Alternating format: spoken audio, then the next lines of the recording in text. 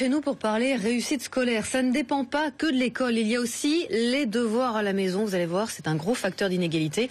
La moitié des parents passent à peine un quart d'heure par jour à aider leurs enfants quand on est au collège. Il y a les histoires de vecteurs en maths, c'est pas forcément suffisant. Alors ces parents, ils n'ont pas le temps pour beaucoup. Et puis il y a ceux aussi qui se sentent dépassés. Reportage Véronique Fèvre, Emeline Darcourt, Guillaume Bernard. Léon n'aborde pas les maths tout seul, c'est un étudiant bénévole qui le fait travailler 2 fois par semaine. Une chance pour lui et il le sait, car ses résultats scolaires ont fait un bond en 2 ans, notamment en maths.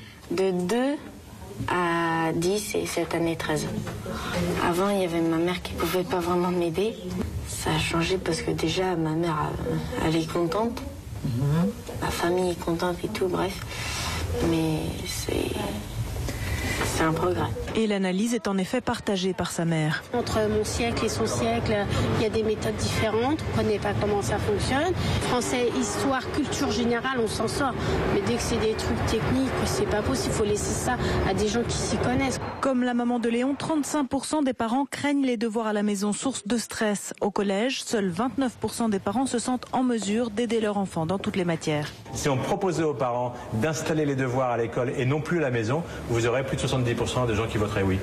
Pour plus d'égalité face au travail à la maison, l'association de bénévoles Zubdeco n'hésite pas à voir grand. Son rêve, que 500 000 étudiants consacrent chacun 2 heures par semaine à l'aide aux devoirs d'un collégien.